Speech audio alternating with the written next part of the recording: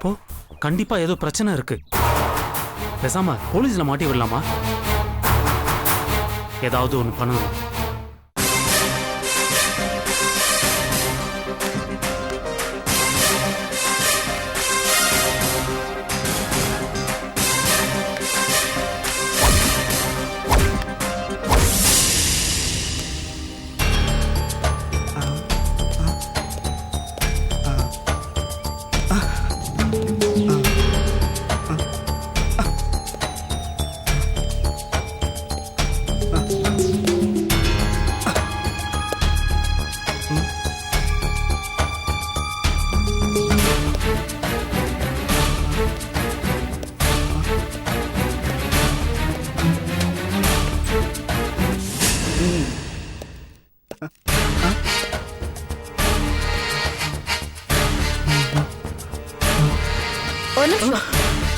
யாரை பார்க்க வந்தீங்க? திலகாவை பார்க்க வந்தீங்களா? இல்ல, அது வந்து திலகா அண்ணி முகம் கழுவிட்டு இருக்க. என்னங்க போகுது தெரியலையே. அருண் வந்திருக்காரு.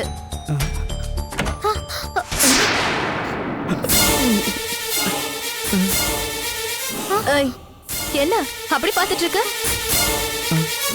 இவர் தானே நான் செஞ்ச கேரட் அல்வாக்கு கைக்கு தங்கவலையில் போடணும்னு சொன்னவரு. அண்ணி அது வந்து எவ்வளவு நாளா நீங்க 2 பேரும் லவ் பண்றீங்க? 4 months தான். 4 மாசமா இந்த விஷயத்தை என்கிட்ட இருந்து மறைச்சிருக்க. உங்ககிட்ட நான் சொல்லணும்னு தான் நினைச்சேன், ஆனா பயமா இருந்துச்சு. எதுக்கு பயம்? நான் உங்ககிட்ட ஃப்ரெண்ட் மாதிரி தானே பழகுறேன். அண்ணி மாதிரியா பிஹேவ் பண்ற? சாரி அண்ணி. அம்மா எதுக்கு ஸ்வீட்? அது எனக்கு பார்த்த பொண்ணு வீட்டுல பெருசு ஒண்ணு மண்டையை போட்டுருச்சு. அநேகமா கல்யாணம் நின்றுன்னு நினைக்கிறேன். அதான் திலகாவுக்கு ஸ்வீட் கொடுத்துட்டு போலான்னு வந்தேன். அடப்பாவி, ஒருத்தர் சாவு கூட சந்தோஷமா இருக்க உனக்கு? சரி சரி, ஸ்வீட் இவளுக்கு மட்டுமா? எங்களுக்குலாம் இல்லையா? உங்களுக்கு இல்லாமையா? உங்க அண்ணன் திலகாவோட அண்ணா வந்துட்டாரு. நான் இருந்த பிரச்சனை, நான் வரேன். நீங்க ரொம்ப நல்லவங்களா இருக்கீங்க. இந்தாங்க ஸ்வீட் சாப்பிடுங்க. ரொம்ப தேங்க்ஸ்ங்க. நான் வரேன் திலகா. பை.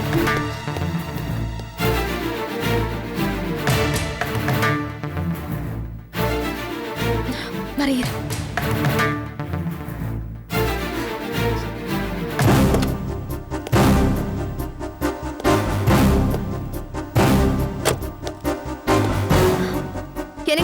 என்னங்க ஸ்வீட் எடுத்துக்கோங்க. என்ன ஸ்வீட் எல்லாம் தர? திலகா ஒரு குட் நியூஸ் சொல்லிருக்கா. என்ன எக்ஸாம் ரிசல்ட் வந்துருச்சா?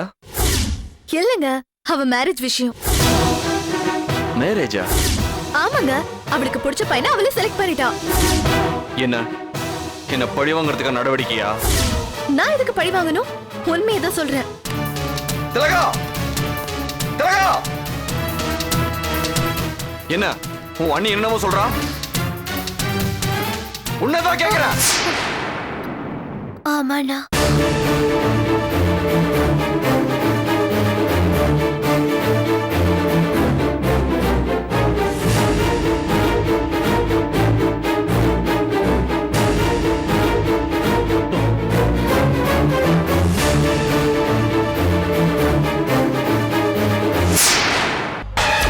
அண்ணி என்ன நீ?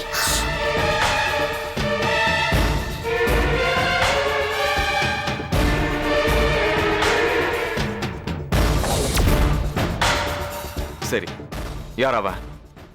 ஃபோன் நம்பர் என்ன? அந்த பையன் பக்கத்து வீட்டு பையன்தான். அவனை கூப்பிட சொல்லட்டுமா?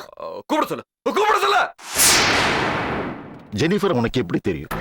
நான் படிக்கிற காலேஜ்ல தான் ஜெனிஃபரும் படிச்சாங்க. அவங்கள எனக்கு ரொம்ப பிடிக்கும். அவங்க மேல எனக்கு தனி மரியாதை. ஸ்டடீஸ்ல எனக்கு நிறைய ஹெல்ப் பண்ணியிருக்காங்க. அவங்கள மாதிரி ஒருத்தர் என் வாழ்க்கை துணையா வந்தா எனக்கு நல்லா இருக்கும்னு பட்டுச்சு. நான் ஒரு தடவையா காதலிக்க ஆரம்பிச்சேன். பட் அவங்க கிட்ட நேரில் போய் ஒரு தடவை கூட என் மனசுல இருந்த ஆசையை சொன்னதே இல்லை. அவங்களோட எல்லா விஷயத்தையும் நான் டீப்பாக அனலைஸ் பண்ணேன். காலேஜ் படித்த வரைக்கும் ஜெனிஃபர் மற்ற பொண்ணுங்களை விட படிப்பாகட்டும், பிஹேவியர் ஆகட்டும், she is gem of the person. அதனால் நான் அவளை கல்யாணம் பண்ணிக்க ஆசைப்பட்டேன். எங்கள் வீட்டில் கொஞ்சம் பிரச்சனை இருந்தது. அதை முடிச்சுட்டு உங்ககிட்ட வந்து ஜெனிஃபர் எனக்கு கல்யாணம் பண்ணி கொடுக்க முடியுமான்னு கேட்கலான் இருந்தேன். ஆனால் அதுக்குள்ள இவ்வளவு நடந்துருச்சு அங்கிள். அது மட்டும் இல்ல, எங்க அம்மா தான் ஜெனிஃபர் ஏதாவது பண்ணிருப்பாங்கன்னு நினைச்சு அவங்கள போலீஸ்ல புடிச்சு கொடுத்துட்டேன். ஆனா எங்க அம்மா கொடுத்த தகவலை வச்சு சட்டவிரோதமா கருக்கலை பண்ற ஒரு இடத்துக்கு போய் ஒரு பொம்பளையை விசாரிச்சாங்க. எனக்கு அந்த பொம்பளை மேல சந்தேகம் வந்தது. 4-5 நாளா விசாரிச்சதுல ஜெனிஃபர் அங்க கூட்டிட்டு வந்த ஆள் யாருன்னு ஓரளவுக்கு நான் கண்டுபிடிச்சிட்டேன் அங்கிள். யாரு அந்த அயோக்கியன்? நான் யாருன்னு சொல்லுவேன், ஆனா நீங்க தாங்க மாட்டீங்க அங்கிள். பரவாயில்ல, சொல்லுப்பா, யார் அந்த அயோக்கியம்? உங்க ஓனர் முகுந்த். என்னப்பா சொல்ற? ஆமா அங்கிள், அந்த முகுந்த ஜெனிஃபர் கர்ப்பத்தை கலைக்கிற பொம்பளை சந்திக்கிறானா என்ன அர்த்தம்? அவனுக்கும் இதுல ஏதோ சம்பந்தம் இருக்குன்னு தானே அர்த்தம். அந்த அம்மாவை நான் பார்க்கணும். ஏற்பாடு பண்ண முடியுமா? கண்டிப்பா அங்கிள். ஆனா ஒரு வேண்டுகோள். என்னப்பா? நான் உயிருக்கு உயிரா காதலிச்ச ஜெனிஃபரை இந்த நிலைமைக்கு ஆளாக்குனது அந்த முகுந்தன் தான் கன்ஃபார்ம் ஆச்சுன்னா அவனை நீங்க என்கிட்ட ஒப்படைக்கணும் அங்கிள். அவனை நான் கொல்லணும், என் கையால கொல்லணும் அங்கிள். அப்பதான் ஜெனிஃபரோட ஆத்மா சாந்தி அடையும், சாந்தி அடையும் அங்கிள்.